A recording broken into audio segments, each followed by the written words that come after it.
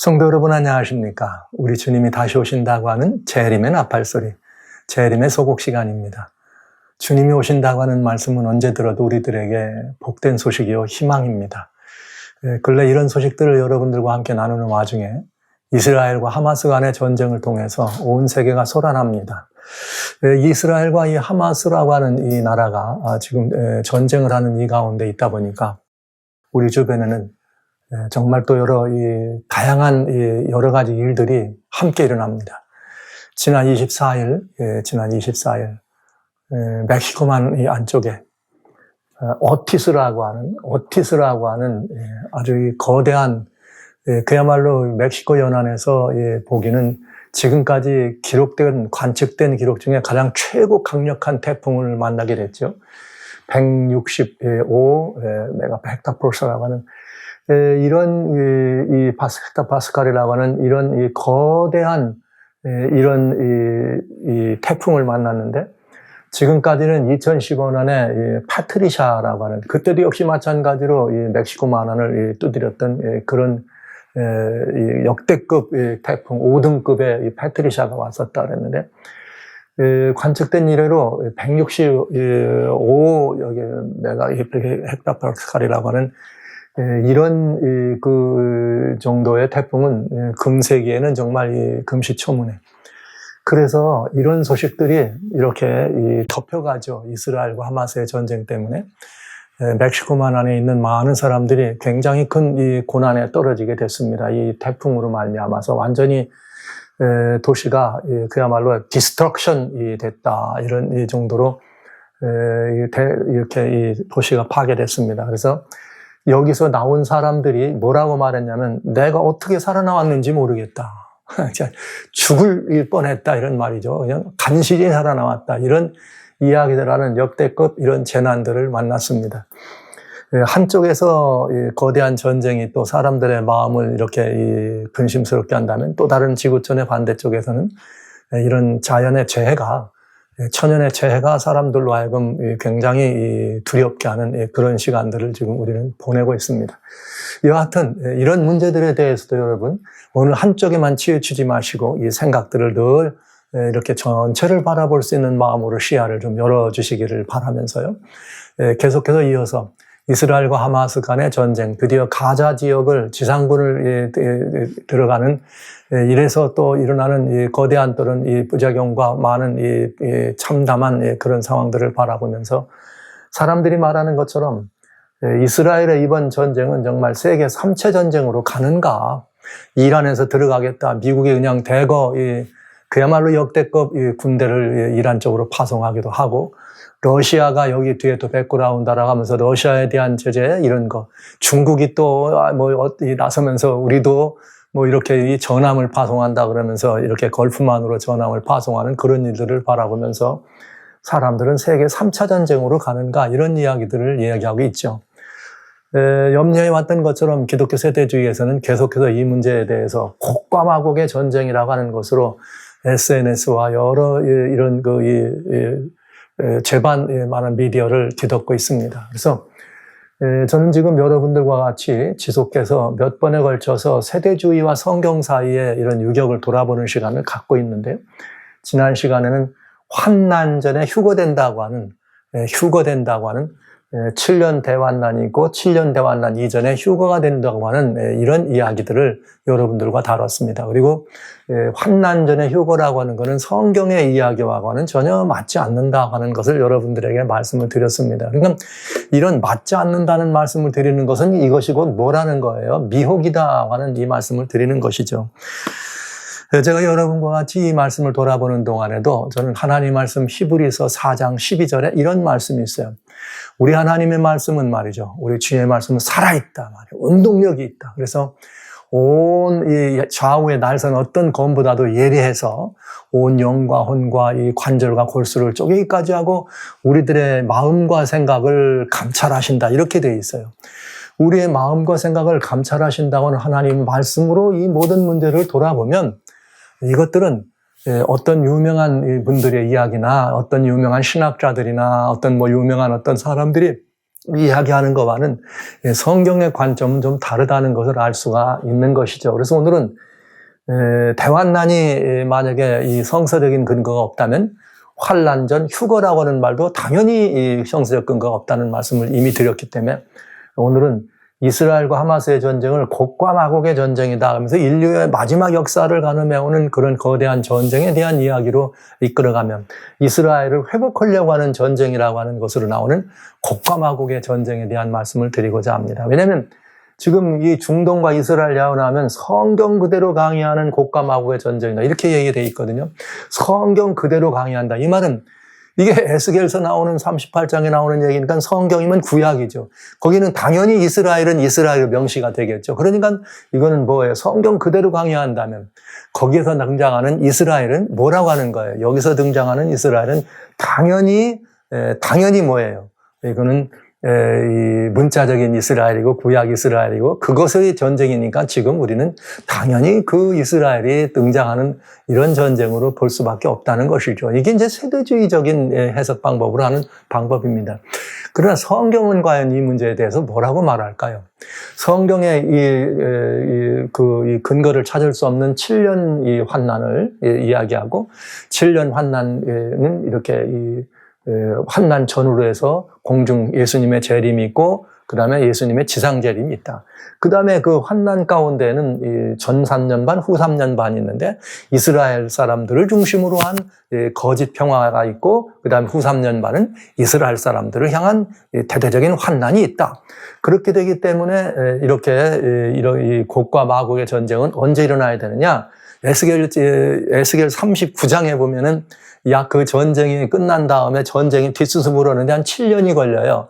그러니까 이 7년 환난이 있어야 되니까 이스라엘 회복하기 전에 7년 환난이 있어야 되니까 7년 전쟁이 뒷수습이 7년가량 걸리니까 7년 환난 이전 마후 7년 환난을 근거로 해서 곡과 마곡을 위한 전쟁은 일어나야 한다.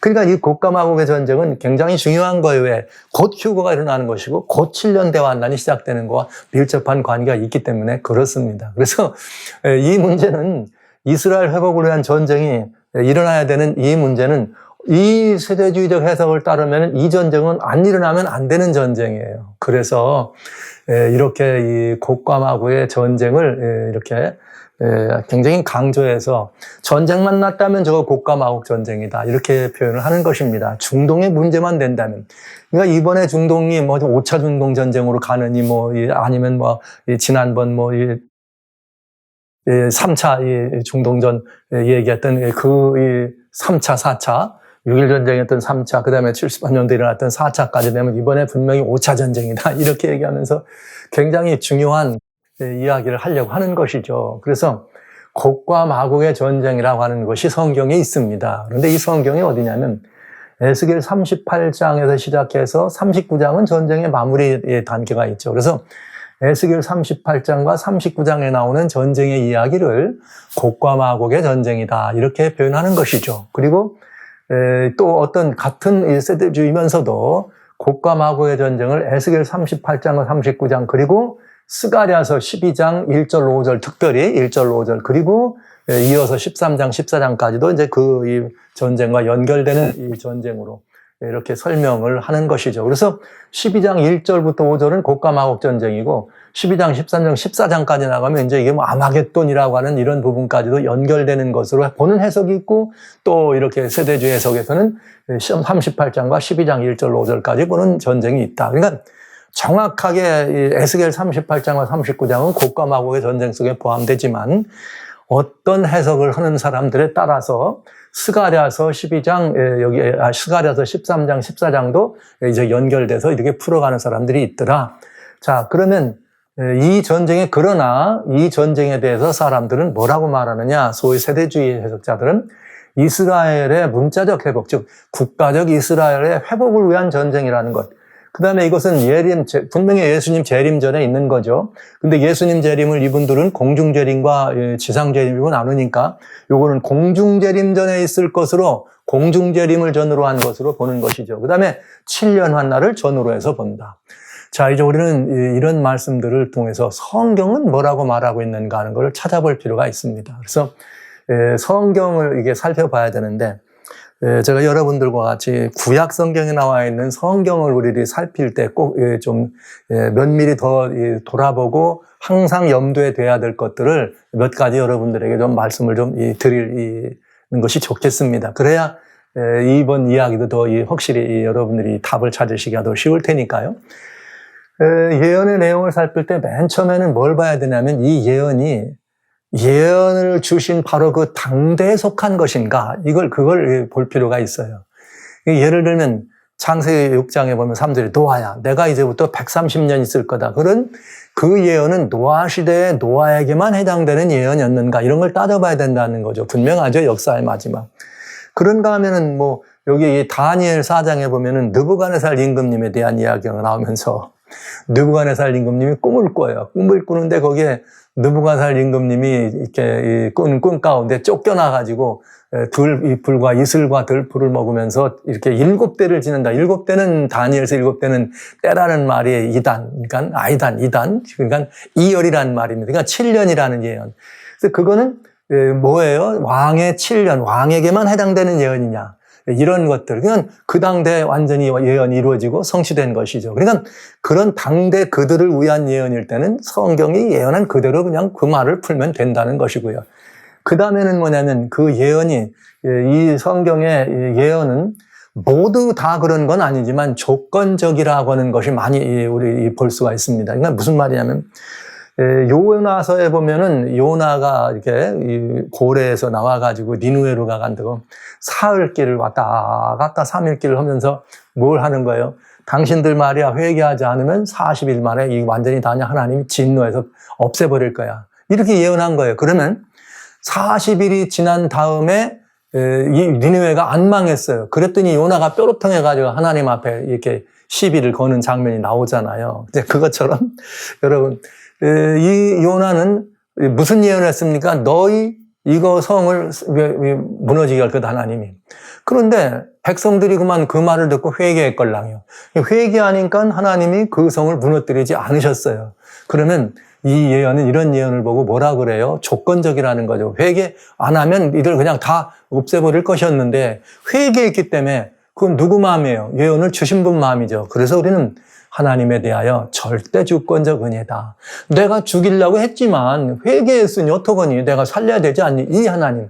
그러니까 예언 속에는 그런 부분도 여러 부분에서 우리는 살필 수 있어야 된다 하는 것. 반드시 어떤 예언이 이루어졌을 때, 어떤 예언이 주어졌을 때 그 예언의 성취를 바라보는 우리들의 시각은 여기에 하나님의 이런 조건적, 만약에 하나님께서 돌아서라, 이런 거죠. 특별히 레위기 26장에 보면 너 말이야 하나님께 충성하지 않고 말씀 순종하지 않고 우상을 섬기거나 말씀대로 살 때 우상 섬기고 다른 이방신 섬기면 너 말이야 내가 너희한테 말이야 연병을 주고 온역을 주고 말이지 뭐 폐병을 주고 말이죠 비를 안 주고 말이죠 이렇게 이런 예언들이 있어요. 그런데 그렇게 할 건데 이 사람들이 그렇게 받아야 되는데 회개했단 말이에요. 다시 하나님하고 돌아오면 하나님이 내리려고 했던 그것들을 안 내릴 수도 있다. 이런 부분이 바로 조건적인 예언이다. 자, 이런 거는 이제 일반적인 얘기입니다. 대부분의 예언들이 어려운 일도 아니죠. 왜? 당대 준 건 그냥 거기 그대로 역사적 상황을 보면 되니까요. 그런데 요 두 가지가 이제부터는 대단히 중요한 이야기가 되겠습니다.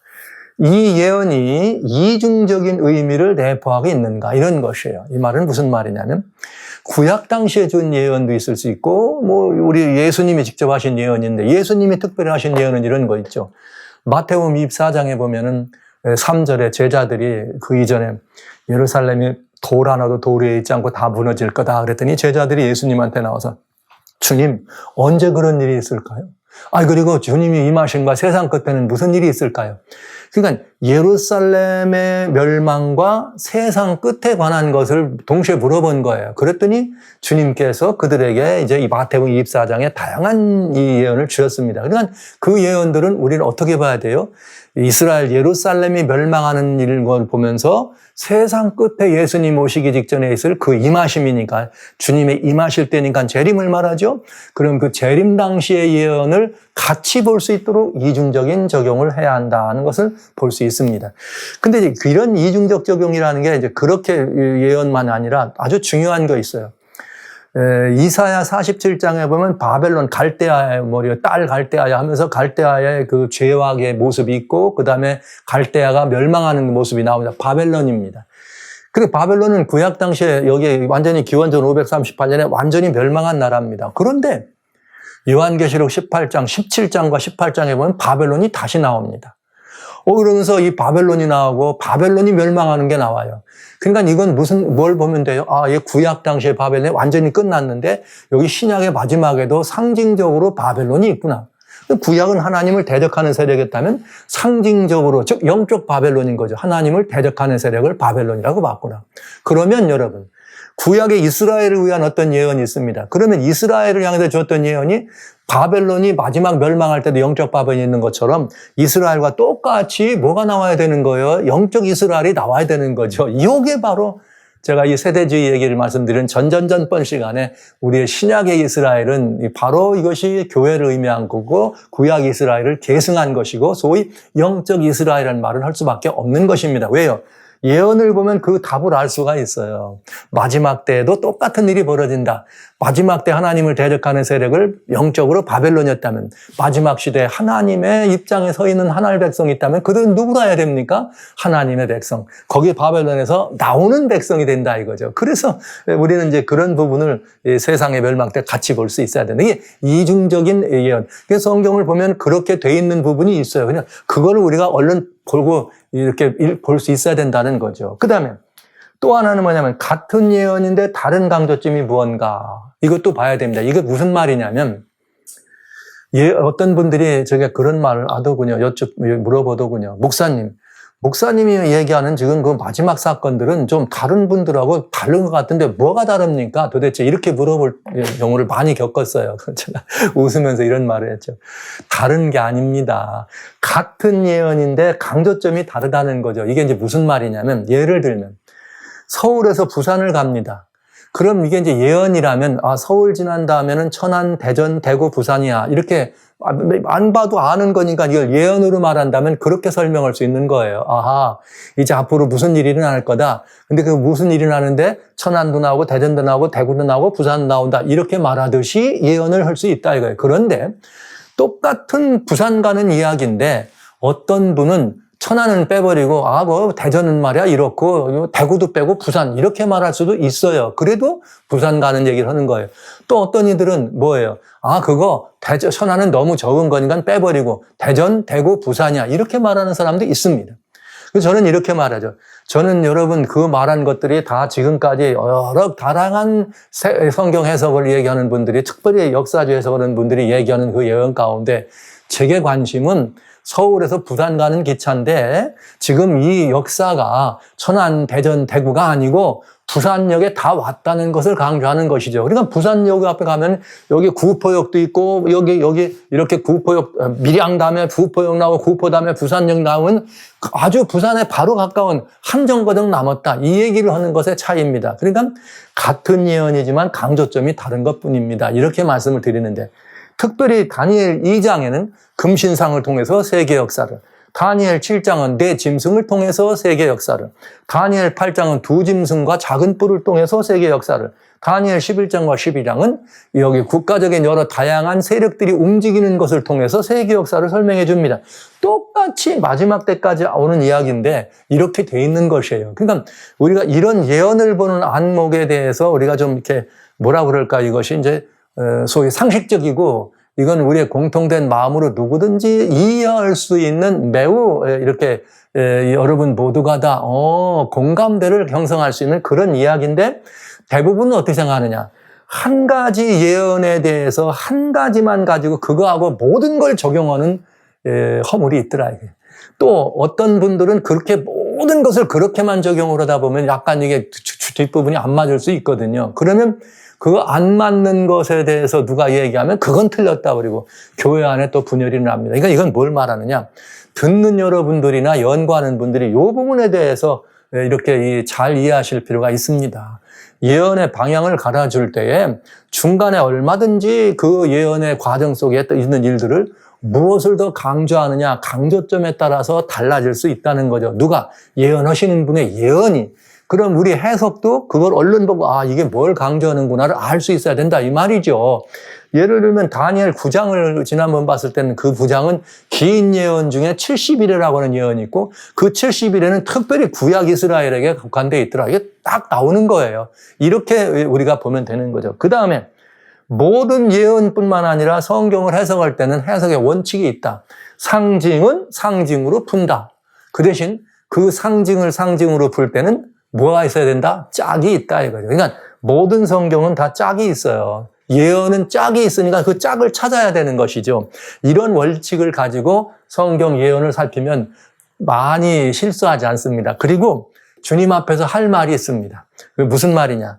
여기 로마서 14장에 주님 무슨 말씀이 있는가 하면 모든 민족들이 다 주님 앞에서 각인이 자기의 한 일을 하나님 앞에 직고하리라 이렇게 되어 있어요.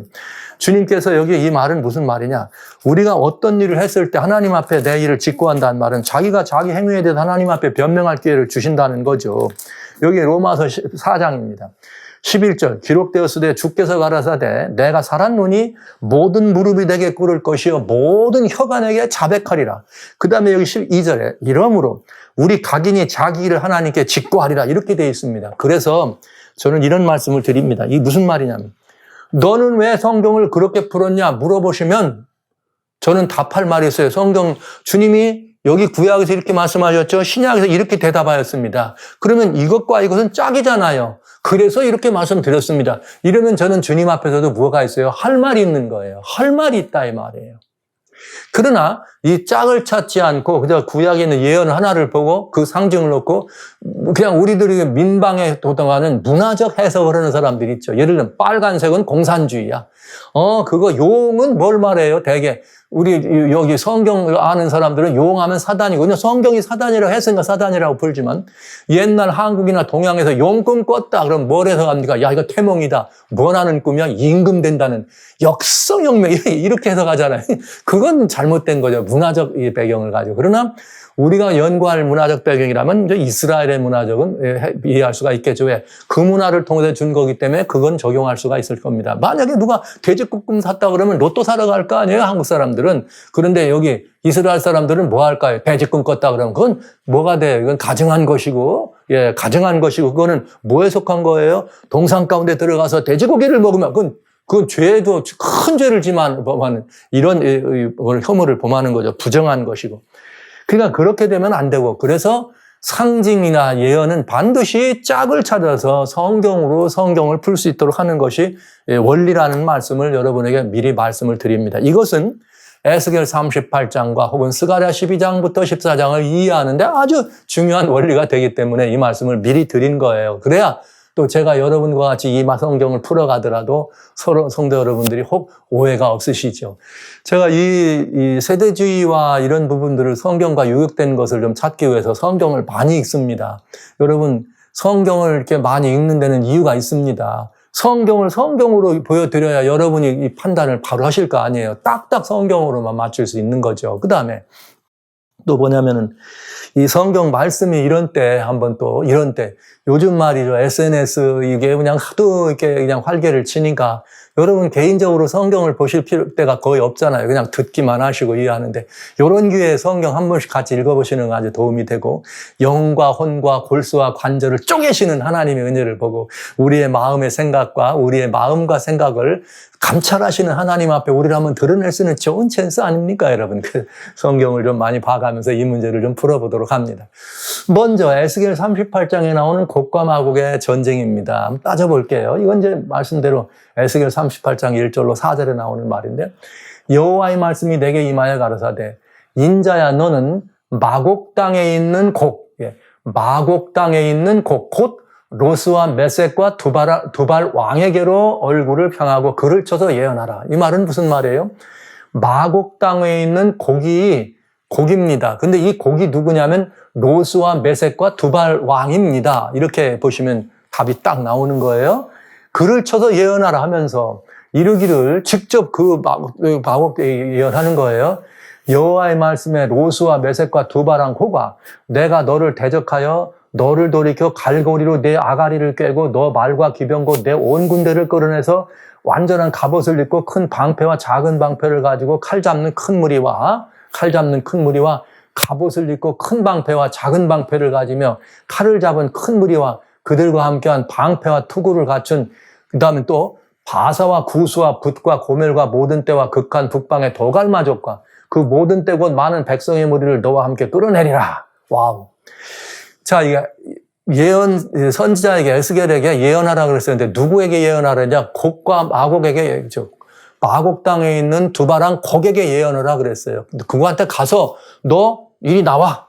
너 다 방패 갖추고 이리 와. 이렇게 말을 직접 하라고 얘기한 거예요. 그러니까 이 전쟁은 누가 누구에게 시작하신 거예요? 하나님이 직접 이렇게 마곡 땅에 곡과 마곡의 왕에게 하신 겁니다. 그랬더니 거기 여러 무리들을 끌어내서 오는데 그 다음에 너는 스스로 예비하되 너와 내게 모인 무리들이 다 스스로 예비하고 너는 그들의 대장이 되라. 그러니까 마곡 땅의 두바랑 곡은 이 모든 민족들의 뭐를 지금 여기에 지금 상징하고 있어요? 대장이다 이거예요. 그래서 네가 이리 와. 싸워봐. 이렇게. 근데 어디로 와서 싸우라고 하나님이 불렀느냐면 여름나후 말년에 내가 명령을 받고 거기에 명령 받고 그 땅 곧 오래 황무하였던 거기서 황무하였던 이스라엘 산에 이르리니 뭐 하는 거예요? 오래 황폐해서 아무것도 없던 이스라엘 거기에 단에 이르는데 내가 명령을 받고 왔다는 말은 하나님이 그에게 뭐 했다는 거예요? 오라고 선전포고를 직접 하신 거예요. 왔는데 그 땅 백성은 칼을 벗어나 열국에서부터 모여 들어오며 이방에서 나와 다 평안히 거하는 중이다. 제가 이걸 지금 다 읽어요. 읽는 데는 이유가 있어요. 이 문제를 따져봐야 되기 때문에 이따 이제 나올 테니까 보시죠. 그다음 보라. 그러면서 이제 여기 18절에는 나야와가 말하나 그날에 곡이 이스라엘 땅을 치러 오면 그때 내 노가 내 얼굴을 나타내리라 하면서 이제 하나님께서 어떻게 치겠다 나왔으면 하시면서 21절 나 여호와가 말하는데 내가 내 모든 산 중에서 그를 칠 칼을 부르리니 각 사람의 칼이 그 형제를 칠 것이며 내가 또 21절에는 온역과 피로 요거는 뭐예요? 전쟁을 말한 거죠. 형제를 뭐 서로 이친다는 건 전쟁을 말하는 거죠. 온역과 피로 그를 금문하며 쏟아지는 폭우와 큰 우박덩이요. 하나님이 직접 이들을 어떻게 하는 거 심판하시는 거예요. 그런데 뭐냐? 마지막으로 불과 유황으로 그 모든 때와 그죠? 그와 그 모든 때와 함께한 백성에게 비를 내리다리라. 그러니까 모든 곡과 곡의 왕에 속한 모든 백성들에게 불과 유황을 뭐처럼 내리라? 비처럼 내리라. 불과 유황으로 끝장내겠다. 그 이유가 뭐냐? 여기에요. 23절. 여기 23절에 뭐라 했냐면 이와 같이 내가 여러 나라의 눈에 내 존대함과 내 거룩함을 나타내어 나를 알게 하리라. 그들이 내가 여호와인 줄 알게 하리라. 굉장히 무서운 전쟁에 관한 이야기를 여러분 들으신 것입니다. 근데 이제 이 전쟁은 이제 그렇게 해서 하나님이 전쟁을 일으키는데 전쟁 끝이 이제 39장에 나와요. 거기 보면 자, 이제 그 일이 이렇게 이루고 내가 말한 그날이 이날인데 뭐냐면 이스라엘 성읍들의 거한 자가 나가서 다 끝났으니까 완전히 거기 이렇게 다 끝났으니까 병기를 불피워 사르고 방패와 작은 방패와 그냥 전쟁에 후속된 모든 것들을 정리하는데 7년 동안 걸려요. 제가 아까 잠깐 그래서 7년 대환란이 이전에 이게 나와야 된다 이 말을 한다는 게 세대주의가 그 말 한다는 거예요. 7년 동안 불 피운다. 그 다음에 내가 곡을 위해서 이 모든 것들을 매장지를 주는데 결국은 다 그 안에 하나라도 다 건져서 그 땅을 뭐 하리라? 정결하게 하리라. 그 다음에 또 그 성의 이름도 하모나라. 원래 하모나는 멀티튜드라게 큰 이게 번성이라는 의미가 있는데 그들이 이와 같이 그 땅을 어떻게 하리라? 정결하게 하리라. 자, 보시죠.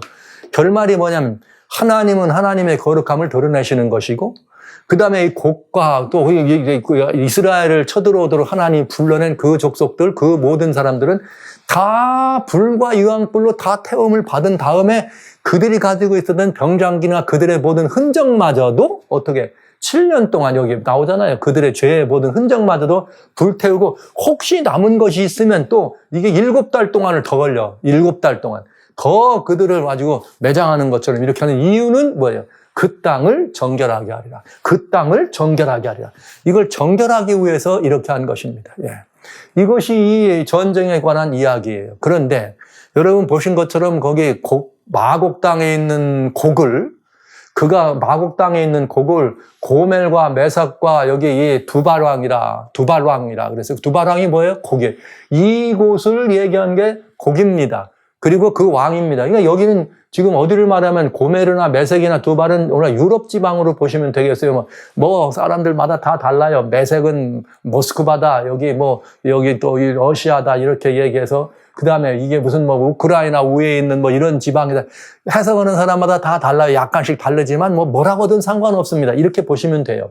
마곡이 이제 있죠. 마곡과 마곡의 땅이라고. 마곡은 저 위에 이제 위에 있는 나라들을 의미하면서, 하여튼 러시아를 중심으로 그 밑으로 해가지고 조지아 이렇게 무슨 우크라이나, 그다음에 이쪽으로 나가면은 알메니아 있는 그런 쪽에 지금 그 러시아 옛날 말하면 소련 연방했던 그런 곡들 다 도갈마는 터키 이렇게 얘기하고요. 이렇게 얘기하고, 그다음에 붓은 오늘날 리비아입니다. 그 다음에 구수는 이디오피아. 그 다음에 페르시아는 바사입니다. 그러니까 지금 그렇게 되니까 오늘날 지명이 다 이게 유럽 지방이고 러시아 쪽이고 터키 지방이고 이란이고 이게 이티오피아니까 이스라엘 향해서 이게 다 온다 이거예요. 그러니까 오늘날 뭐 하는 거예요? 이렇게 쳐들어오는 거 봐라. 러시아가 백그라운드다. 이란이 온다. 그 다음에 이렇게 얘기하니까 전부가 다 이게 곡과 마곡 전쟁으로 설명을 하는 거죠. 아주 절묘하죠. 꼭 들어맞는 것 같잖아요. 그런데 여기 고멜이나 메색이나 여기 이 두발은 누구냐면은 창세기 10장 2절에 보면 노아의 자손이 세 단이에요. 햄, 셈, 야벳. 근데 이 야벳 족속은, 우리 야완 족속은 이렇게 지중해 해변 쪽을 차지한다 그랬는데 여기 나와요. 야벳의 아들은 고멜이고 마곡과 마대와 야완과 두발, 메색과 디라스요. 그러니까 이게 고멜, 메색, 두발 다 나오죠. 마곡. 그다음에 고멜의 아들이 하나가 도갈마예요. 여기 도갈마가 지금 터키로 하는. 그러니까 여기 다 누구를 말하는 거예요? 노아의 둘째 아들이 여기를 이렇게 쳐들어온다. 그 다음에 여기 나오는 붓이나 여기 구스나 이런 쪽은 누구를 의미합니까? 여기는 이제 가나안의 아들이 되겠죠. 자, 그러면 38장 정리를 나오는 곡과 마곡의 전쟁을 정리할게요. 한번 잘 보세요. 전쟁의 시점은 언제냐? 그날 아주 여러 날 후 말년이라. 여러 날 후 말년에. 그죠? 전쟁의 주체는 제가 일부러 안 썼어요. 하나님 이렇게 써기가 그래서. 전쟁의 주체는 하나님이 직접 가서 마곡왕에게 뭐라 그래? 나와라 이렇게 불렀어요. 그러니까 누가 주체입니까? 하나님이 직접 부른 거예요. 하나님이 직접 나오라고. 전쟁에 누구하고요? 마곡 땅에 있는 곡. 두발왕 곡입니다.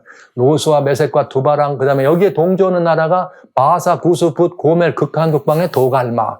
여기 도갈마를 터키라고 말하면 극한 북방은 좀 아닌 것 같죠? 그래서 도갈마를 터키라고 안 보고 저 위에 있는 북쪽에 있는 사람들로 보는 사람들도 있습니다. 자, 전쟁의 대상은 여기 다 이게 누구예요? 결국은 하나님을 대적하는 사람들을 말하는 거예요. 전쟁의 목적이 뭐냐? 여기 이스라엘 사람들이 거기 돌아와가지고 이스라엘 나라 안에 있는 하나님이 끌어다가 뭘 가져가려고 전쟁을 일으킨다고 했느냐? 여기 이렇게 나와요. 여기 에스겔에. 직접 여기 이 에스겔이 뭐라고 말하는가 하면은 12절에 물건을 겁탈하며, 그 다음에 여기 8절에도 말년에 내가 황무했던 거기 나와서 이스라엘 백성들이 칼을 벗어나서 평안히 거물고 있고 그들이 평안히 거하는데 그 백성들에게 12절에 물건을 겁탈하려 노력하러 왔다. 노력하리라. 이렇게 되어 있어요. 이스라엘 백성들 이게 아니고 내가 그들이 가지고 있는 무언가를 탐내서 노력하러 들어왔다는 것이 바로 전쟁의 목표가 되겠습니다. 그 다음에 목표 국가는 이스라엘이에요. 그때 이스라엘 사람들은 황무했다가 이방에서 돌아왔는데 어떻게 했냐? 평안히 거하는데 어떻게 평안히 거하느냐? 성벽도 없고 문이나 빗장이 없어도 평안하더라. 이렇게 되어 있어요. 아주 평화로운 모습입니다. 이걸 보시면 지금 여러분 지금 이게 곡과 마곡의 전쟁이라 하는 여기하고도 이게 좀 많이 다른 걸 알 수 있어요. 벌써 여러분이 금방. 그래도 더 자세히 보세요. 전쟁의 결말은 뭐냐면 포구와 우박 덩어리인데 결국은 뭐예요? 불과 유황으로 완전히 없애버려요. 그러니까 여러분 이 전쟁이 곡과 마곡의 전쟁이 되려면 하나님이 직접 쳐들어와라 갖고 데려오셔서 이렇게 어떻게 했단 말이에요. 지금 저 하마스가 이렇게 한 게 아니고 오히려 더 이쪽 위에 있는 정도는 다 데려오고 너 리비아도 와, 이란도 와, 너 밑에 이디오피아도 와 이러면서 하나님이 다 데려다 놓고 그리고 이스라엘이 싸우는 게 아니에요. 누가 싸워요? 하나님이 직접 불과 이왕으로 없애버린다 이 말이죠. 그러면서 이 전쟁의 목적이 뭐예요? 여호와 하나님의 존대함과 여호와 하나님의 존대함과 거룩함을 모든 나라가 하게 될 거다.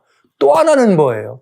이스라엘을 중심으로 여기서 말한 지 예루살렘이겠죠? 중심으로 평안이 뭐하는 그 예루살렘 평안이 머물러 있던 이 황매했다가 이렇게 했던 이스라엘 산입니다. 여기는 이렇게 평안이 고을했다고 이스라엘 산이라고 설명되어 있어요. 이스라엘 산.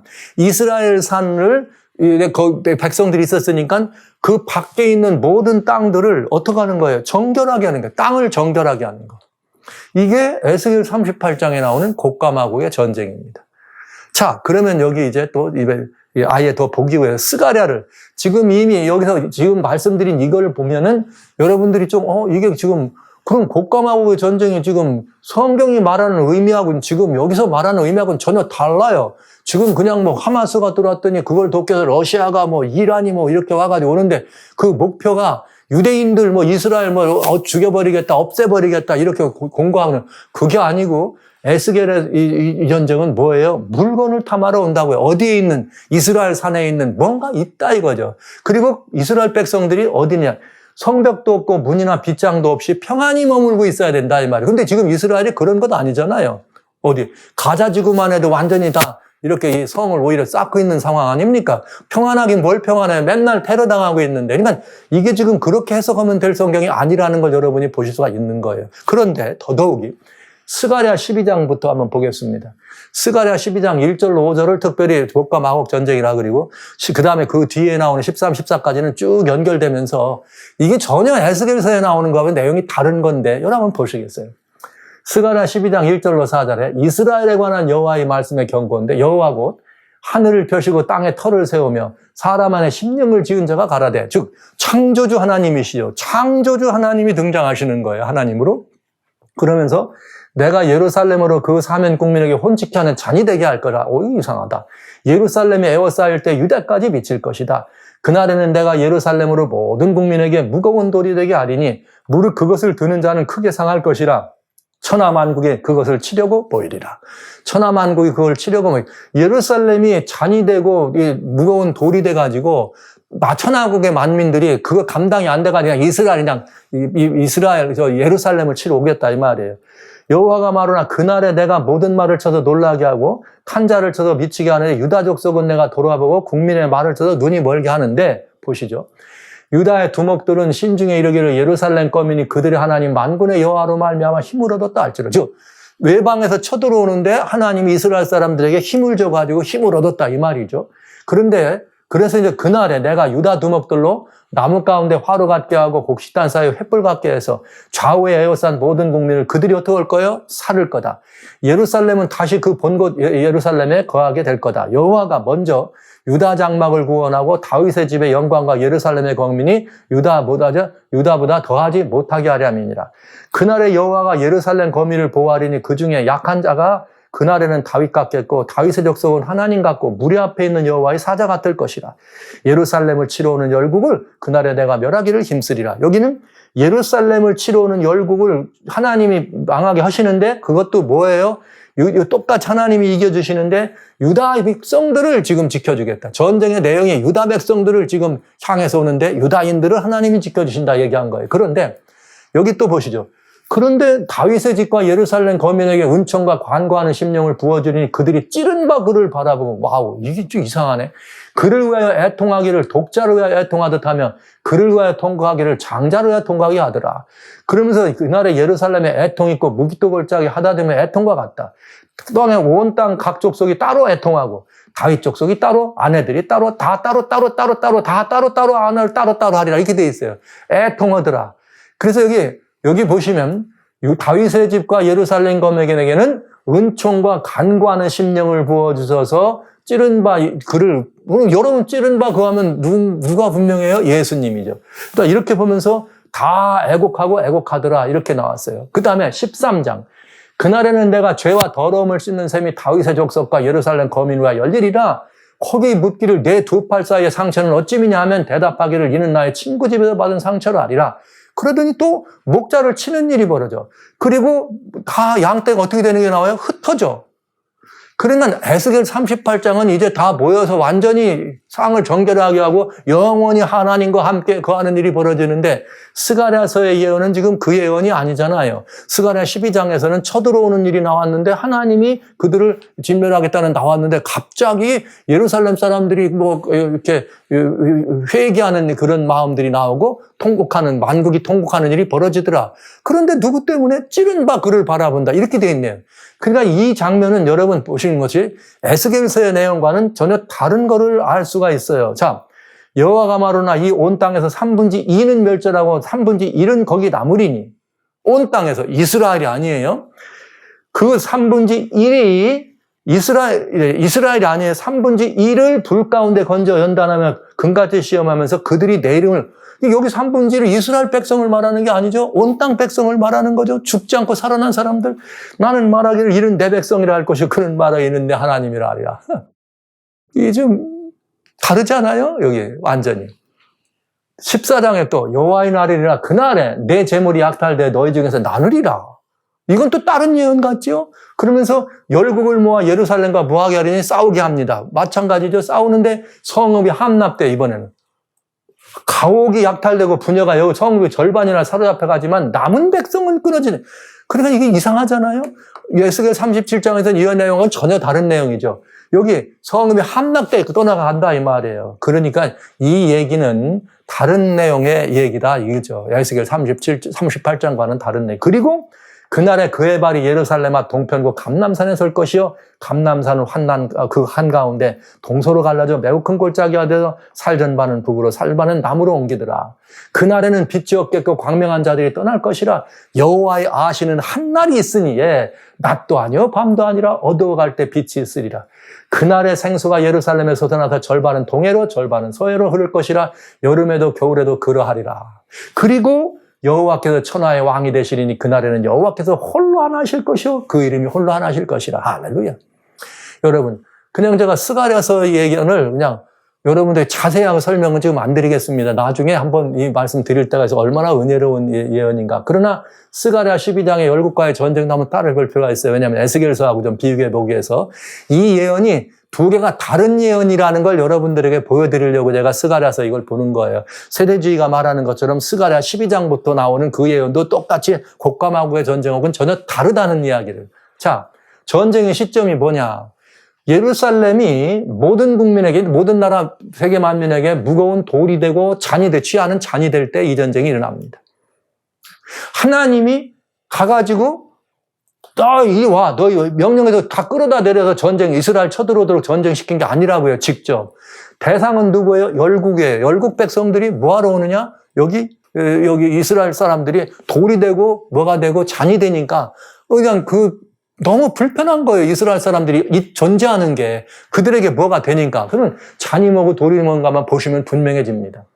전쟁의 대상은 예루살렘이에요. 이 전쟁의 목적은 예루살렘 거민들이 돌이 되고 잔이 되니까 그들을 좀 어떻게 없애려고 하는 것이죠. 그냥 목표가 역시 이스라엘이고. 이스라엘의 사정은 뭐였느냐? 당시에 평안이 머무는 것도 아니고 아무것도 아니에요. 평안한 것도 아니고 예루살렘은 다만 혼취하게 하는 잔이요 무거운 돌이야. 이렇게 누구에게? 세상 백성에게. 그러니까 이것만 이해하면 답이 나온다는 거죠. 전쟁의 결말이 뭐였느냐? 마치 예루살렘은 함락되고 백성은 어떻게 돼요? 흩어지고. 이거 14장에 나오잖아요. 그 다음에 남은 백성을 위해서 하나님이 싸우신다. 이렇게 돼 있어요. 남은 백성을 위해서. 그리고 또 하나님이 감람산으로 오시겠다. 그리고 끝에는 언제냐? 여호와의 아시는 한날 어두워갈 때 이렇게 돼 있네요. 여러분 여기 지금 여기 이렇게 잘 보시면 굉장히 중요한 걸 볼 수 있어요. 여호와의 아시는 한날. 성경에 이 날에 관한 이야기 가운데 절묘한 날이 있어요. 특별히 마태복음 24장 36절에 이상한 일이죠. 예수님이 직접 그 날은 나도 모르고 아들이 알아요? 아들도 모르고 천사도 모르고 아무도 모르고 누구만 안다? 아버지만 안다. 왜 여기 여호와의 아시는 한 날이 있어요. 어두워갈 때. 그러니까 이게 뭐 하는 날이에요, 예수님이? 예수님 재림하시는 날. 예수님 재림하시는 날, 여기 스가랴 예언을 빌어보면, 예수님 재림을 설명했다면, 이건 뭘 말하는 거예요? 낮도 아니고 밤도 아니고 어두워갈 때. 저녁 때 오시네요. 이렇게 절묘하게 예언이 돼 있어요. 충분히 알 수 있어요. 그리고, 자, 아까 스가랴에서 볼 때, 많은 사람이 찌른 바그를 바라보고 애통했다. 이거 어디 나오는 말이죠? 마태복음 24장에 보면 예수님께서 오실 때, 그날에 인자의 징조가 하늘에 나타날 때, 만민이 그를 보고 애곡하리라 나오잖아요. 애곡하리라. 계시록 1장에도 뭐라고 나옵니까? 만일 우리가 여호와 찌른 자도 보겠고, 그 보는 자는 다 애곡한다. 그러면 여기 애통한다는 의미도요, 애통한다 그러면 사람들은 다 그럼 다 회개한다고 간구하는 여호와의 은총을 간구하는 말인데 일부 그렇게 해서 이 애곡하고 애통하는 부류가 두 부류가 있는 거예요. 찌른 자들 가운데 뭐냐? 어떤 사람들은 내가 저분을 찔른 죄인이구나 해가지고 그 죄 때문에 내가 잘못했구나 해서 애통하는. 그러니까 여기 그런 사람들은 요한계시록이나 마태복음 24장에 나오는 애통은 그런 애통이야. 늦었구나. 내가 잘못했구나. 이거는 회개가 아니고 뭘 하는 거예요? 자기가 잘못한 것에는 후회로 애통하는 거예요. 후회로. 그러나 이번엔 반대로 예수님을 잘 알고 믿는 사람들이 예수님 오실 때, 주님 오시는군요. 그 영광 가운데 오는 걸 보면서, 저렇게 오시는 예수님을 내가 더 잘 섬겨야 됐었는데, 나는 정말 진심으로 내가 누구로구나, 죄인이었구나, 이렇게 애통하는 심령이 있죠. 그들은 무슨 애통이에요? 우리가 구원에 들어가는 후회할 것이 없는 뭐가 되는 거예요? 근심인 애통이 되는 거죠. 그 애통이 두 가지가 있는 거예요. 스가랴서가 그걸 절묘하게 우리한테 설명해 주는 거죠. 그렇다면, 스가랴서의 예언은 에스겔서의 예언과는 다른 날이다. 왜냐? 전쟁의 주체가 달라. 에스겔은 하나님이 시작했죠. 스가랴서는 열국이 그냥 쳐들어왔어요. 그 다음에 전쟁의 결과도 에스겔서는 뭐예요? 불과 유황으로 확 없애버려. 그런데 이 스가랴서의 예언은 어떻게 성이 함락돼 버려. 끌려가. 그리고 남은 자만 어떻게 구원에 들어가는. 이게 내용이 다르단 말이죠. 전쟁의 목적이 에스겔서는 이스라엘에 있는 뭐예요? 성문도 없고 성도 없고 문도 없으니까 우리가 가서 그 안에 있는 뭘 찾아오자? 물건을 훔치자. 이런 이야기로 세상 만민을 미혹하면서 그렇게 세상 만민을 미혹해서 그렇게 하는 거예요. 예? 그 다음에 스가랴는 유다와 예루살렘 사람이 문제가 되는 거죠. 그 다음에 전쟁의 시점이 달라. 에스겔은 여러 나로 곧 말세인데 말세 어느 날 이게 언제만 알면 분명해지는 거죠. 그 다음에 스가랴서는 이제 보니까 스가랴서 9장부터 이 스가랴서를 읽어보면은 그때 우리 주님께서 뭐가 나오는 거예요? 단돈 은양 30냥에 팔리는 사건도 여기 나오고 또 우리 주님께서 이렇게 겸손하게 나귀를 타는 것도 나오고 예수님 초림 얘기예요. 그러면서 스가랴 여기에 12장부터는 뭐와 관련 있느냐? 거기 자세히 보면은 이거 예수님 오시니까 찌른 자도 보니까 예수님 오실 때 얘기잖아요. 그러니까 예수님 오실 때 얘기도 있고 그 다음에 또 뭐도 나옵니까? 목자를 치는 거는 언제 치는 거예요? 예수님 초림이잖아요. 그러니까 초림과 재림이 스가랴서 예언은 어떻게 돼 있다? 이중적으로 들어있다. 지난번에 아까 말씀드렸어요. 어떤 예언은 같이 이렇게 예수님 임하신 것처럼 예루살렘 멸망과 세상 끝을 주신 것처럼 스가랴는 예수님 메시아의 초림과 메시아의 재림이 중심이라고요. 이렇게 다르다고요. 그러니까 메시아가 중심인 거예요. 스가랴서 예언은. 그 다음에 에스겔서는 곡과 마곡의 하나님의 거룩하심이 드러내는 것이 중심이고요. 전쟁의 목적도 다른 거죠. 시점도 다르고. 그 말은 무슨 말이냐. 스가랴 12장은 에스겔 38장이 말하는 곡과 마곡의 전쟁이 아니다 하는 거예요. 그러면 스가랴서에서 말하는 혼치게 하는 돌과 이 무거운 돌과 혼치게 하는 잔이 뭔지를 알면 더 분명해집니다. 보시죠. 혼치게 하는 잔이란 말이 들었으면 뭔가 취했다는 말은 말이죠. 술 취했다는 말이잖아요. 그럼 이게 영적으로 풀어본다면 술 취한 거를 다른 말로 말하면 다른 의미가 있겠죠? 한번 따져보자고요. 취하게 하는 잔과 돌이 뭔가. 자, 첫째, 바벨론은 세상을 취하게 합니다. 예레미야 51장 7절에 바벨론은 여호와의 수중에 온 세계로 취하게 하는 뭐라? 금잔이라. 그런데 이 금잔인데 이 금잔은 열방이 그 포도주를 마시고 거기에 포도주가 들었는데 이 포도주를 마시고 인하여 열방이 어떻게 미쳤어요. 그러니까 이 바벨론이 먹이는 술은 바벨론에 취하게 한 그 혼취한 잔에서 혼취한 술은 뭐예요? 미친 술이지. 하나님을 대적하는 술이고요. 그래서 바벨론의 자는 세상을 뭐하게 하는 자녀예요? 미치게 하는 자녀예요. 미치게 하는 자녀. 와우, 너무나 분명하죠? 그런가 하면 이 바벨론은 아까 뭐라 그랬어요? 이 구약의 바벨론만이 아니라 마지막 시대의 역사가 끝나갈 때도 바벨론은 나온다고. 영적 바벨론. 그럼 나온다고 했어요? 자, 보세요. 반면에 예루살렘은 세상을 취하게 하는 잔이야. 또 아까 뭐라고 그래요? 예루살렘도 뭐라고 그래요? 세상을 취하게 한다. 자, 사도행전 2장 4절에 이렇게 되어 있어요. 저희가 다 성령의 충만함을 받습니다. 예수님이 이제 돌아가시고 승천하신 다음에 오순절 때 성령이 충만해서 성령으로 말을 했더니 그때 다른 사람들이 다른 지방에서 왔던 만약 우리가 온 사람 우리는 본도에서 갈라디아에서 우리는 뭐 길리기아에서 왔다. 우리가 막 각자 왔는데 우리말로 듣네? 그러면서 이 사람들이 말이야 술 취했어. 이렇게 말해. 의욕하여 가로되 이 어찐 일이냐?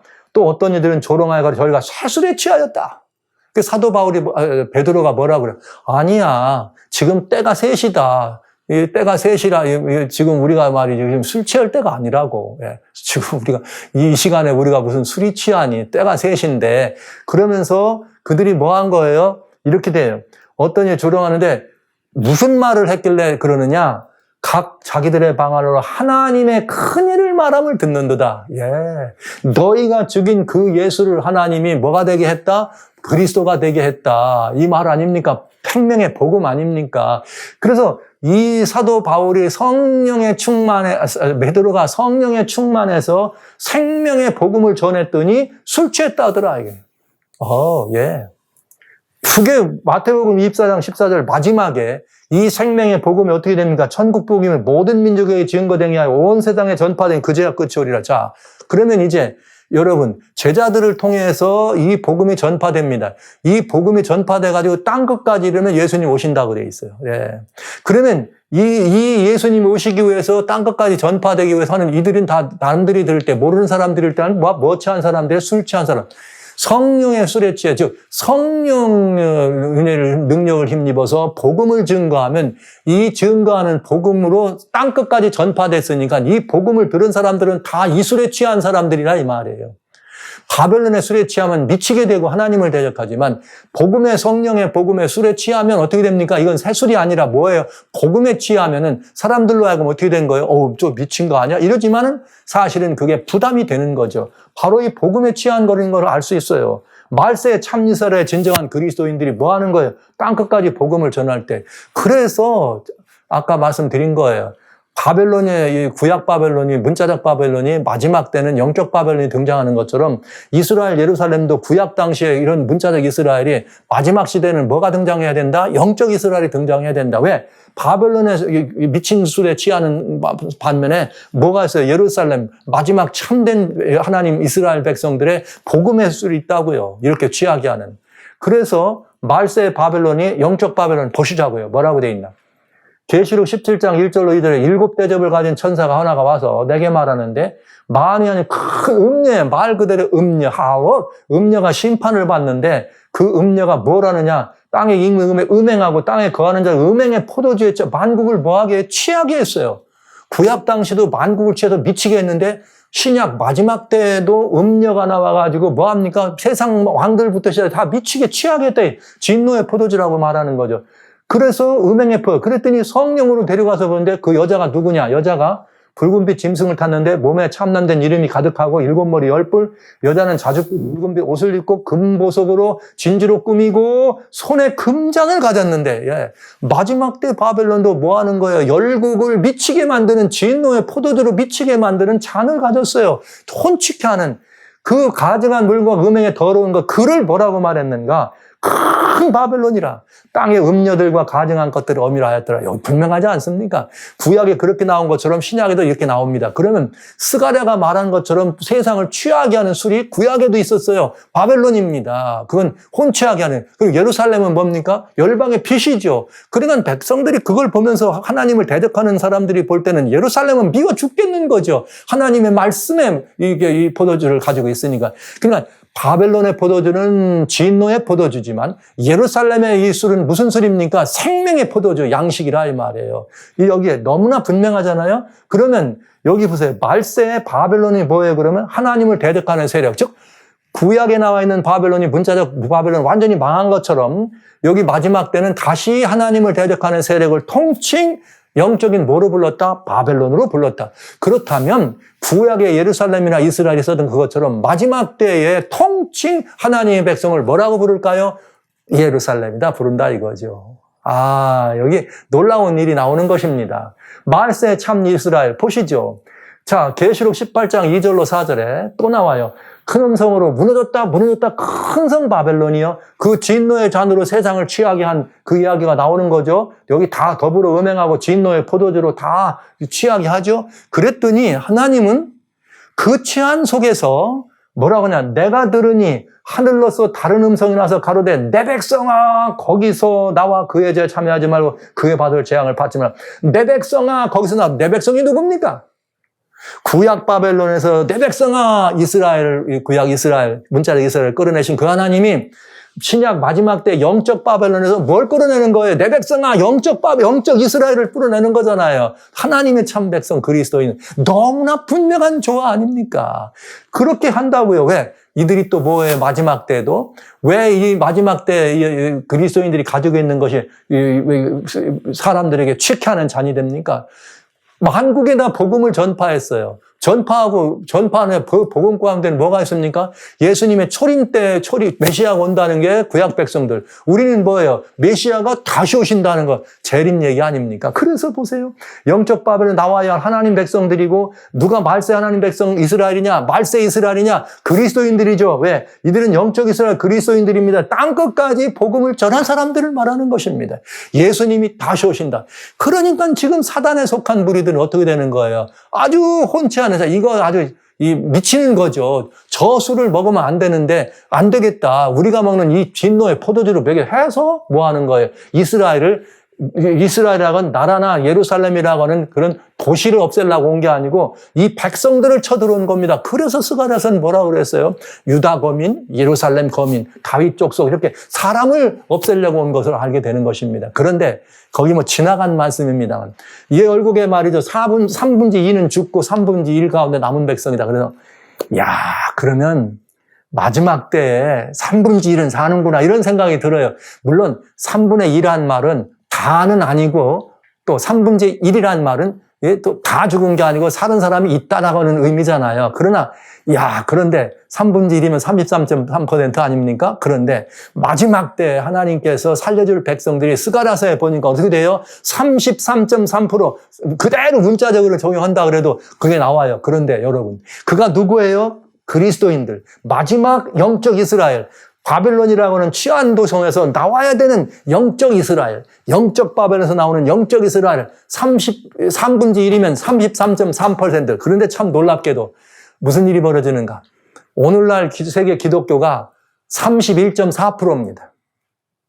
여러분 놀라셨죠? 지금 그리스도인들이 세계에서 31.4%.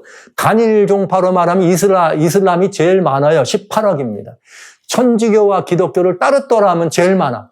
그러나 천주교와 기독교를 합쳐서 기독교라고 말하면 우리 기독교가 많습니다. 22억가량 되니까요. 자, 그런데 이게 31.4%입니다. 2023년 기준으로. 네. 놀랍죠?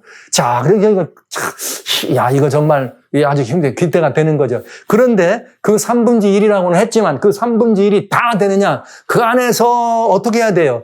진심으로 회개하고 하나님께 돌아와서 그 안에서 진짜가 돼야 돼. 아까 제가 말씀드렸죠. 찌른 자를 볼 때 예수님이 다시 오실 때 애곡하는 부류가 두 부류다.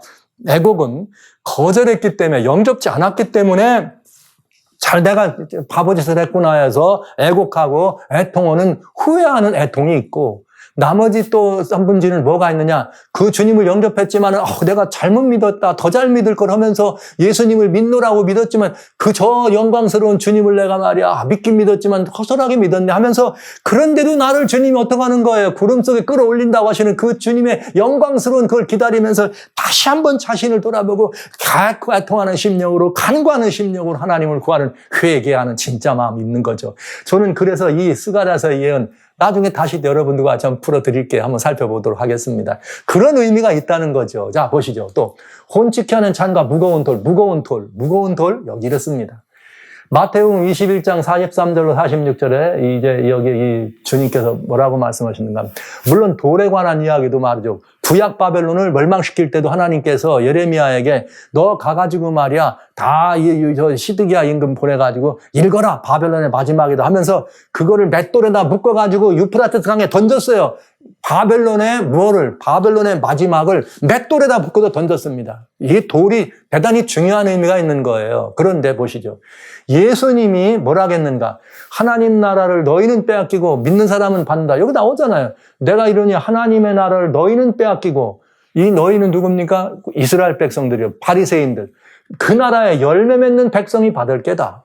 열매 맺는. 그런데 이 돌 위에 떨어지면 깨지고 돌이 그 위에 떨어지면 저를 가르. 그러니까 돌 위에 내가 돌에 부딪히면 내가 빨리 부딪혀서 회개하면 되지만은 돌이 와서 너를 때리면 어떻게 된다? 죽는다. 이 무거운 돌이라는 게 그거예요. 예수님 재림하시면은 예수님이 반석이요 돌 아닙니까? 예수님은 만민에게 무거운 돌입니다. 시험하는 돌이기 때문에 그렇습니다. 이사야 주님께서 말씀하였습니다. 여기 26장에 주님께서 14절 말씀하시기를 이렇게 말씀하셨어요.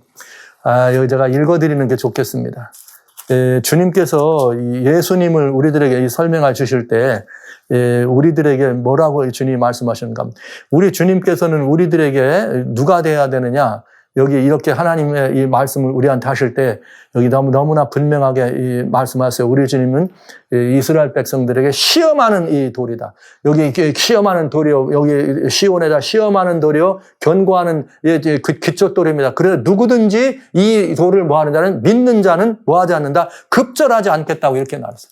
야, 여기 나아가서 이 말씀을 우리가 읽으면은 예수님이 우리들에게 시험하는 돌로 역사하시는 모습을 보게 되는 거죠. 그래서 여기 저는 시온의 돌을 둡니다. 기초돌 시험의 돌입니다. 예수님은 돌이에요. 그래서 재림의 소식은 뭐가 온다는 거예요? 돌나라가 온다는 거죠. 그러니까 이 돌나라가 오는 건가? 이 돌나라 예수님이에요. 예수님이 오시면 너희들에게 예수님에 관한 이야기는 정말 이 백성들에게 정말 이 백성들에게 뭐예요? 예수님이 오신다고 하는 이야기는 정말 두렵고 무서운 그런 소식이 아닐 수가 없습니다. 자, 여기 왜 그런가? 이사야 28장 16절. 그러므로 주 여호와께서 가라사대 보라 내가 한 돌을 시온에 두어 기초를 삼았노니 곧 시험한 돌이요 귀하고 견고한 기초돌이라 그것을 믿는 자는 급절하게 되지 않는다. 그러니까 예루살렘을 돌이라고 한 건 바로 이걸 말하는 거예요. 그들을 통해 누가 증거되는 거예요? 그러니까 지금 여기 예수님이 돌이 되고 혼치할 때가 되는 거는 초림 때만이 아니라 이거는 언제 더 이런 말이 됩니까? 재림 때. 이들은 지금 돌이 온다는 사실에 대해서 그들은 두려워할 수밖에 없는 거예요. 무거운 돌입니다. 그래서 어떻게 하는 거예요? 너희들을 없애기를 원하는 거죠. 그렇게 해서 일어나는 신약의 전쟁이 바로 아마겟돈 전쟁이 되는 것이죠. 그러니까 다시 말씀드립니다. 스가랴서에 나와 있는 이 전쟁은 곡과 마곡의 전쟁이 아니고 아마겟돈 전쟁에 관한 이야기다. 그 아마겟돈 전쟁은 누가 일으킵니까? 계시록 16장에 보면은 여러분 다섯째 재앙이 끝날 때 여기 이게 개구리같이 더러운 새형이 나라와 이 왕들을 다 모아가지고 여섯째 재앙으로 들어가면서 뭐가 되는 거예요? 이 아마겟돈으로 이 왕들을 모읍니다. 그러니까 열국이 전쟁을 일으키는 거예요. 그랬을 때 이제 하나님이 개입해서 끝장내는 거죠. 그래서 스가랴 13 여기 나오는 이 전쟁은 아마겟돈 전쟁을 말하는 것입니다. 예수님 재림 직전에 있을. 그러니까 지금 세대주의가 말하는 곡과 마곡의 전쟁과는 전혀 해당이 없다는 것. 참 그리스도인들이 증거하는 예수님의 재림, 이게 돌나라가 온다는 것이고, 그게 돌나라가 온다는 돌을 증거하니까 예루살렘 이스라엘 사람들이 싫어요, 안 싫어요? 싫은 거예요. 그래서 그들을 없애려고 쳐들어오는 것입니다. 그래서 이들은 누굴 말하는 거예요? 문자적 이스라엘이 아니고 영적 이스라엘을 말한다. 자, 그러니까 스가랴의 예언은 메시아의 초림과 재림에 관련된 예언입니다. 그리고 에스겔서의 곡과 마곡의 전쟁과는 전혀 다르다. 이렇게 결론을 내려드립니다. 성경이 너무나 분명한 것을 여러분들은 아시게 된 것입니다. 자, 그러면 이제 에스겔 37장의 곡과 마곡의 전쟁, 이 의미를 여러분 따져보는데 이건 그럼 뭘 말하는가? 언제 일어나는가? 성경은 다 아까 뭘 보라 그랬어요? 예언이, 긴 예언은 강조점이 다를 때 또 이게 이중적인 적용도 봐야 되고 그 당대에 성취된 거냐 아니면 이렇게 여기까지 이걸 보라 그랬잖아요. 이사야 34장 16절에 하나님의 말씀은 살았고, 이게 짝이 있어서 빠진 것이 없다. 짝을 찾아보라 그랬습니다. 그렇다면 따져봐야죠. 곡과 마곡의 전쟁에도 성경의 짝을 찾아야 될 거 아닙니까? 스가랴서는 아직 제가 다 오늘 자세히 스가랴 말씀드리려고 한 거 아니기 때문에 여러분들이 짝을 드렸어요. 찌른 자를 본다. 마태복음 24장, 계시록 1장 7절. 또 9절에. 그 다음에 또 여러분 보시는 것처럼 여기 애통한다. 그거 다 마찬가지 나오고 말이죠. 여기 이게 내 친구에서 얻은 상처다. 이게 다 짝이 있는 예수님 이루신 것임을 찾아볼 수 있고요. 그 다음에 보면은 그 성경에 말하는 또 다른 짝이 있느냐? 있다. 어디 있느냐? 요한계시록 20장 7절로 10절. 천년이 참에 사단이 그 옥에서 놓여 사단이 나와서 땅의 사방 백성 곧 곡과 마곡을 미혹하고 싸움을 붙이리니 그 수가 바다 모래 같으리라. 여러분, 사단이 그 옥에서 놓여 나왔는데 사단이 그 옥에서 놓여 나온다는 말은 이게 무슨 말이죠? 천년 동안 무저갱에 있어요. 누가 열어줘야 돼요? 하나님이 열어주셔야 되죠. 천사. 그러니까 이건 누가 불러낸 거예요? 하나님이 불러내신 거예요. 불러냈더니 땅의 사방 백성들을 통칭 곡과 마곡이라 그랬습니다. 곡과 마곡을 미혹해서 싸움을 붙여. 근데 미혹해서 싸움을 붙이는데 무엇 때문에 싸움 붙이냐 보세요. 저희가 지면에 널리 펴져 성도들의 진과 사랑하시는 성을 두름에 하늘에서 불이 내려 저희를 설하고 성도들의 진과 사랑하시는 성을 둘러 진쳤습니다. 그리고 뭐 한 거예요? 진쳤더니 하나님의 불과 유혹에 와가지고 완전히 다 끝장나더라. 이렇게 돼 있네요. 그러면 계시록의 곡과 마곡의 전쟁은 어떻게 했냐? 첫째, 주체가 누구냐? 하나님은 사단을 뭐예요? 풀어내 주시는 거예요. 너 나오라고. 나와서 어떡하라고? 너 미혹오지? 아까 곡과 마곡을 갈고리로 하나님이 끌어내가지고 그 주변 나라들 다 이렇게 끌어가지고 어떡하라고? 야, 저 물건 훔치러 가자. 이렇게 한다 그랬잖아요. 똑같은 얘기를 지금 하고 있잖아요. 성도들의 진과 성입니다. 이건 뭐예요? 이건 당연히 예루살렘 성이죠. 그럼 성도들의 상태는 어떻게? 예수님과 함께 머물죠? 에스겔서에 뭐라 그랬어요? 성문을 닫지 않아도 되고 성벽도 없고 성문을 닫지 않아도 되고 평화롭게 거한다. 여러분, 이 땅에서 오늘날 죄악이 만연할 때 성벽이 없는데 성일 필요 있어요? 성문이 없는데 벽은 있는데 문이 없다면 그건 성이 아니죠? 자, 그렇다면 완전히 그런 것이 없는 평화로운 의미를 보여준 거잖아요. 이거를 여러분, 진짜 하늘 예루살렘 성은 어떤 성이냐? 계시록 21장 25절에 예루살렘 성에는 성문을 도무지 닫을 필요가 없다 이렇게 돼 있어요. 그러니까 지금 그 얘기를 한 거예요. 결과는 뭡니까? 이 곡과 마곡의 전쟁도 불과 이왕으로 전멸. 에스겔 38장의 전쟁도 불과 이왕으로 정멸. 그 다음에 에스겔 38장 뭐로? 땅을 정결하게 한다. 그런데 여기 계시록 20장에 나오는 이 곡과 마곡의 전쟁도 불과 이왕으로 전쟁합니다. 왜 그랬을까요? 그 답이 21장에 보면 나옵니다. 여기 요한계시록 21장에 보면 새하늘과 새 땅을 만드신 하나님 얘기를 하면서 내가 이제 만물을 새롭게 할 때가 되었다. 그래서 새롭게 해가지고 만물을 만들었더니 21장 1절에는 뭐가 된 거예요? 보라 새하늘과 새 땅을 이전 것은 없더라. 그 이전 것이란 뭐예요, 여러분? 이전 것이라는 것은 뭘 말하나? 죄로 말미암아 망가지고 허물어진 이전 것을 말합니다. 그러니까 죄에 속했던 모든 것들은 다 이전 것인 거죠. 그러면 새하늘과 새 땅을 만들려면 하늘은 그렇게 한다면 땅을 어떻게 해야 돼? 죄로부터 완전히 정결하게 하려면 어떻게 해야 됩니까? 땅을 정결하게 해야 되죠. 불과 유황으로 완전히 다 뒤집어서 사망까지 뒤집습니다. 어떻게 되어 있느냐? 여기 계시록 20장에 놀라운 얘기가 나왔어요. 땅이 정결하게 되고 이전 것이 사라지는데 참 여기 뭐라고 되어 있느냐 이런 말이 13절에 심판을 받는데 죽은 자들 바다가 그 가운데 죽은 자들을 내주고 사망과 음부도 그 가운데서 죽은 자들을 내어주더라. 또 여기 뭐가 나왔어요? 아까 보니까 이 땅이 여기 8절에 보면은 땅의 사방 백성 곡과 마곡에 다 부하 사함을 붙이면 땅이 여기 다 어떻게 합니까? 땅과 바다에서 이렇게 있던 죽었던 모든 죽은 자들을 어떻게 해요? 다 내어내 주는 거죠. 왜요? 죄에 속한 것들이기 때문에. 심지어 새하늘과 새 땅 모든 것들이 새롭게 되기 위해서는 땅조차도 죄된 것들을 갖고 있고 싶잖아요. 땅도 나가라고 내쫓은 거예요. 바다도 다시 여기 죽은 자도 없어 내쫓은 거예요. 사망에 속한 거. 와우, 이게 정결함이에요. 땅조차도 바다조차도 여러분 로마서 8절에 이런 말이 있어요. 모든 피조물이 양자될 것을 기다린다. 신음하면서 기다린다. 왜? 그들이 허무한 데 굴복하는 것은 자기들이 아니라 그랬거든요. 그러니까 모든 피조물, 심지어 땅과 바다도 그 안에 죽은 자들, 죄에 속한 자들이거든. 다 내어쫓는 거죠. 나가라고, 여기 있지 말라고. 그래서 다 나온 거예요. 그랬더니 곡과 마곡이라고 하는 모든 반대편을 사단이 다 어떻게 한 거예요? 미혹해서 예루살렘 성을 바라보고 어떻게 하는 거예요? 이야, 저 안에 문을 닫지도 않는 성, 사실 여러분 21장에 보세요. 예루살렘 성이 뭐로 돼 있나? 금도성 아닙니까? 12진주문이 있고 도로는 완전히 정금으로 돼 있고 사단이 볼 때 말이죠. 세상 사람이 볼 때는 눈이 뒤집히지 않겠어요? 그러니까 사람이 문제가 아니야. 그거 우리가 차지하자 해서 쳐들어왔다 이 말입니다. 그게 바로 성도들의 상태.